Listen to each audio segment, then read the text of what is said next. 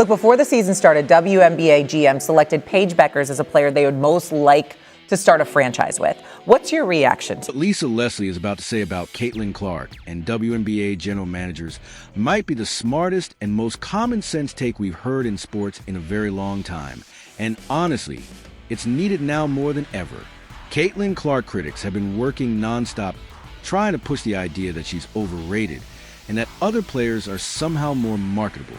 For the past 2 years, they've desperately tried to convince fans that the most financially impactful player in women's basketball history isn't actually that important. But the facts tell a completely different story. The ticket sales, television ratings, media attention, sold-out arenas, and overall growth of the WNBA all point directly to Caitlin Clark's impact on the sport. At this point, the criticism has become so extreme that it's hard to tell whether people genuinely believe these arguments or if they're simply chasing attention and controversy online. Either way, denying Caitlin Clark's influence on women's basketball is becoming nearly impossible. Caitlin Clark, and we're not going to look back on her like she's Michael Jordan. She's Jeremy Lin. But here's why Lisa Leslie's comments are so important right now.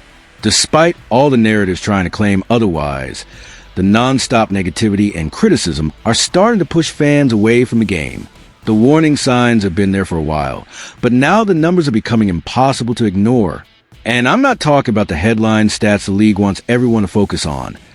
I'm talking about the real indicators that should concern anyone invested in the future of the WNBA. Lisa understands exactly what sparked this massive rise in attention and popularity. She knows the Caitlin Clark effect isn't something the league can simply assume will last forever, and she wasn't afraid to call out the people who started taking that impact for granted. We're going to break down everything she said, but before we do, make sure to like the video to show appreciation for Lisa speaking honestly about the situation. All right, let's get into it. The Caitlin Clark thing is over because she's not the best player in the WNBA. She's not the best guard in the WNBA. She's not even the best guard from her college class because that's Paige Bueckers, who plays for Dallas, who beat them in the season opener. This could be a situation where we look back on Caitlin Clark, and we're not going to look back on her like she's Michael Jordan. She's Jeremy. This incredibly revealing take surfaced after just one regular season game. Caitlin Clark's first appearance since July 2025. Where she still managed to put up 20 points and 7 assists, which is far from a disappointing return. But honestly, none of this reaction is surprising, because the attempt to tear down Caitlin Clark started long before she even stepped onto court for the regular season.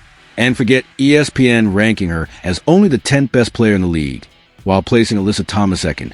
As questionable as that sounds, it's not even the wildest take out there.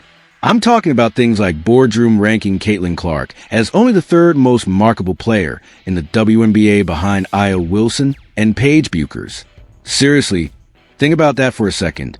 We're talking about the player who forced teams to move games into larger arenas because of overwhelming ticket demand. The player widely credited with helping drive the league's massive $2.2 billion media rights deal. And the same player the New York Liberty owner said essentially quadrupled the visibility and business of the entire league. Viewership, ticket sales, sponsorship, everything went up almost 4x. Ranked behind two players who, with all due respect, have never come close to moving the needle the way Caitlin Clark already has. But if the goal was to generate engagement and controversy at any cost, then congratulations, they definitely succeeded. The reactions online alone were absolutely priceless. And it didn't stop there. In the league's annual survey, more general managers actually said they would rather build their franchise around Paige Bueckers than Caitlin Clark. That's the kind of take that immediately sparked backlash across the basketball world. But Lisa Leslie wasn't about to stay quiet about it. She addressed the situation directly, and what she had to say couldn't have come at a more important time. Because the numbers and trends surrounding the league are starting to tell a very different story. We kind of told you so. We told you so. Last night, the entire upper part of that stadium wasn't even open. They didn't even bother selling tickets for it because there was no demand. Caitlin Clark fans who've grown frustrated with the media narratives, the old guard within the sport, and even decisions made by our own team are beginning to respond with their wallets and attention. And once fans start pulling back their support, it becomes incredibly difficult to reverse that momentum. Some warning signs were already starting to appear before the regular season even began. The Indiana Fever were actively promoting ticket sales for their home opener on social media, posting Ticketmaster links and encouraging fans to buy seats. Now, promoting games is obviously normal for any team, but when Caitlin Clark is playing, that usually isn't necessary because her games tend to sell out automatically. The same thing has happened on the road, where every arena suddenly feels like a home game because of the massive crowd she attracts. That's why seeing the Fever publicly pushing ticket sales should have immediately raised concerns for anyone paying attention. And the reality is, that was only the beginning. We have some early reports on the ratings from the Dallas Wings versus the Indiana Fever game. Less than last year, and it's looking like less than 2.5 million. Their first game drew just under 2.5 million average viewers, and the WNBA quickly promoted it as the second most watched regular season game in ESPN history. But what they didn't emphasize is that the most watched game was Caitlin Clark's Fever home opener against the Chicago Sky last season, which averaged 2.7 million viewers.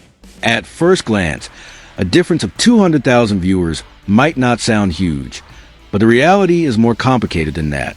Last season's ratings were measured using Nielsen's older system, which relied on smaller household samples before projecting the results nationally. This season, the ratings are being measured with expanded big data tracking that includes millions of smart TVs and connected devices, which many believe boosts overall numbers significantly.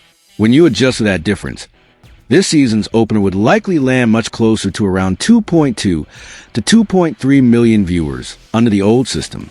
That means the actual drop-off may have been closer to 400,000 or even 500,000 viewers. That's not a minor decline. That's a massive amount of audience loss for what should have been one of the biggest games of the season. And remember, this was Caitlin Clark's first regular season game back after nearly 10 months away. The anticipation surrounding her return should have created record-level hype across the league. So even seeing ratings plateau, let alone decline, naturally raises concerns. And if people think the rest of the league can easily make up that difference, the early signs suggest otherwise.